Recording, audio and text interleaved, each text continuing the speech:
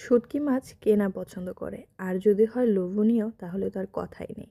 তাই তো যারা নাকি মাছ মাংস থেকে শুঁটকি ভাত পছন্দ করেন তাদের জন্য আজকে শুঁটকি দিয়ে ভিন্ন রকমের স্বাদের একটা খাবার নিয়ে এসেছি। আজকে আপনাদের সাথে সেটাই আজকে শেয়ার করব।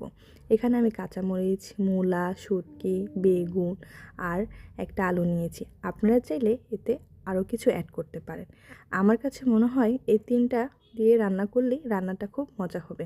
আমি ভালো করে ধুয়ে কেটে নিয়েছি সবগুলো সবজি। শুটকিটাকে আমি আগে হালকা গরম পানিতে ভালো করে ধুয়ে নিয়েছি, তারপরে গরম ভাপে মূলাটাকেও সিদ্ধ করে নিয়েছি, কাঁচামরিচ কুচি করে নিয়েছি, রসুন, বেগুন, আলু সবগুলো স্লাইস মতো কেটে নিয়েছি। চলুন তাহলে শুরু করা যাক। আমি একটি ফ্রাই প্যানে 1 কাপ পরিমাপ তেল নিয়েছি। তেলটা গরম হয়ে আসলে কেটে রাখা পেঁয়াজ দিয়ে দিব। পেঁয়াজটা কিছু বেরেস্তা হয়ে আসলে নাড়াচাড়া দিয়ে আমি এখানে কেটে রাখা যে রসুনটা দিয়ে দিব।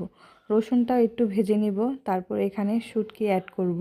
সবগুলো একসাথে কিছু ভাজা ভাজা করে নিব। অনেকক্ষণ ভাজা হওয়ার পরে যখন কালারটা সুন্দর হয়ে আসবে তখন আমি এখানে 1 টেবিল চামচ লবণ অ্যাড করব। 2 টেবিল চামচ রসুন বাটা দিয়ে দিব। বেশি নিয়েছি কারণ রান্নাটা যাতে মাখা মাখা হয়। যেহেতু এটা ঝোল রাখবো না, তাই মাখা মাখা হলেই রান্নাটা খেতেও ভালো লাগে। 1 থেকে 1.5 চামচের মতো হলুদের গুঁড়া, 2 টেবিল চামচ মরিচের গুঁড়া। মরিচটা একটু বেশি নিয়েছি যাতে ঝালের জন্য। একটু পানি দিয়ে কিছুক্ষণ রান্না করে নেব যাতে শুটকিটা আর রসুনটা সিদ্ধ হয়। ঢাকনা দিয়ে ঢাকার পরে এখন আমি আলুটা দিয়ে দেব।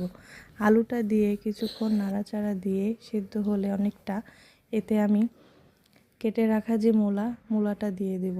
মূলাটাও কিছুক্ষণ নাড়াচাড়া দিয়ে সিদ্ধ করে শেষে আমি কেটে রাখা যে বেগুনটা ছিল বেগুনটা দিয়ে দিব। বেগুনটা তাড়াতাড়ি সিদ্ধ হয়ে যায় তাই শেষে দিলাম। এই তো দেখেন ভাপেই রান্নাটা হয়ে গেছে।